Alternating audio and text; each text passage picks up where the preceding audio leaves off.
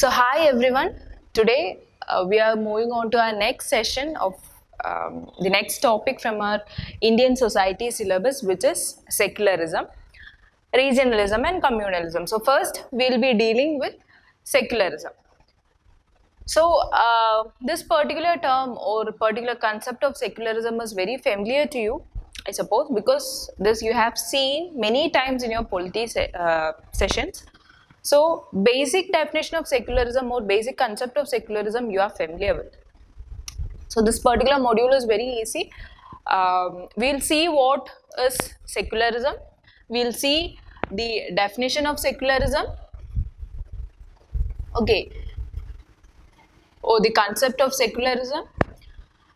We'll see different dimensions to which secularism is actually opposed, or different dimensions which secularism is opposing, like the inter-religious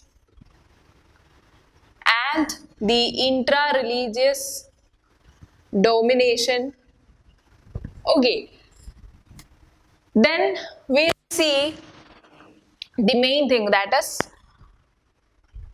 what is the difference between the Western model of secularism and the Indian model of secularism.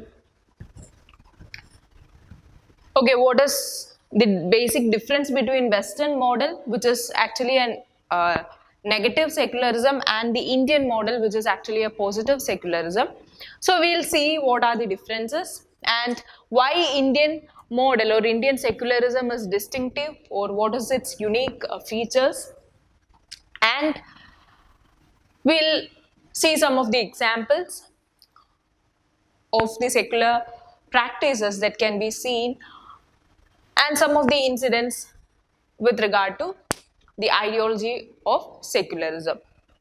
So here let's start with what is the definition of secularism, or what is the basic concept of secularism. Yes, so secularism as a doctrine, we can say that, yes, what is the basic concept of secularism? So secularism is a doctrine which actually means that the religion is kept separate from the political, the social, the economic as well as the cultural aspects or spheres of one's life. The religion is kept away, or the religion is kept separate from the political, the social, the cultural and the economic aspects of one's life. And religion, according to secularism, the religion is open to all, or religion is open to all individuals, and it is treated as a personal choice of an individual.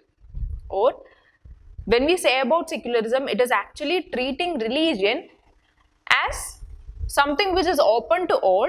At the same time, it is being treated, or it is being considered as a personal choice, or it is considered as an individual choice or a personal matter. Okay, that is what is secularism as a doctrine is telling us. So when we talk about secularism, secularism actually rests upon two basic principles. Okay, the secularism rests upon two basic principles. One is the separation. Okay, the separation, that is, first one is separation, that is separation of religion from politics. Separation of religion from politics. One of the basic principles upon which secularism rests. The next principle is acceptance. Acceptance in the sense that it is accepting the religion purely as a private matter, or it is accepting religion purely as private affair, or it is purely an individual's matter of concern. That is what is acceptance. So separation and acceptance are the two basic principles upon which secularism rests. right? Now, when we talk about secularism, we'll come across this particular term which is known as secularization. We have seen this particular term of secularization. So, what is a secularization? Secularization is actually the process, okay, the process in which different social institutions which are present in our society, they become recognized as distinctive elements, so they become recognized as, or they become identified as distinctive or unique elements which is operating with considerable autonomy as well as considerable independence.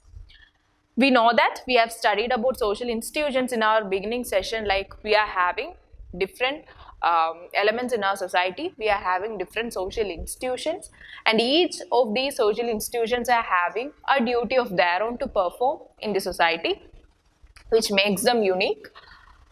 So, secularization means that particular process in which the social institutions, we are having different social institutions in our society. So that process by which these social institutions are recognized or they are identified as distinctive or unique elements in our society which is having considerable autonomy, or they are distinctive from the religious sphere. That is what is known as secularization. So when each and every social institutions, when they are recognized as having functions within their own jurisdiction, or they are having some relative autonomy, when we are identifying or recognizing the social institutions in such a manner, that particular process is known as secularization. And the output or the product of secularization, we can say it is secularism. The output or the product that we get through secularization of our institution or secularization of our society is what is known as secularism, right? Now, this particular concept of secularism, it is mainly opposed, or it is mainly opposing to two dimensions. What are those two dimensions? It is inter-religious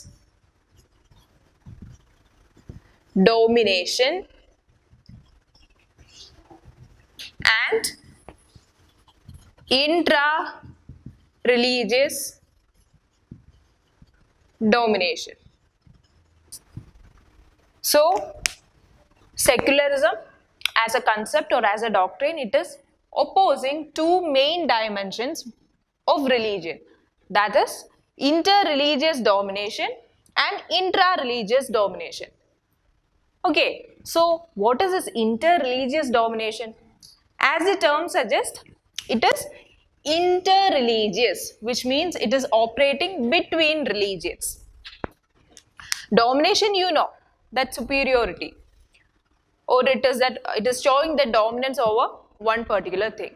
So this inter-religious domination means one particular religious community or one particular religion, they will be dominating, or they will be showing their dominance over other religions.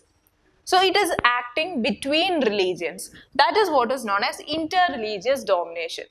So as we saw, secularism, it is actually against this particular concept, or it is against, or it is opposing inter-religious domination.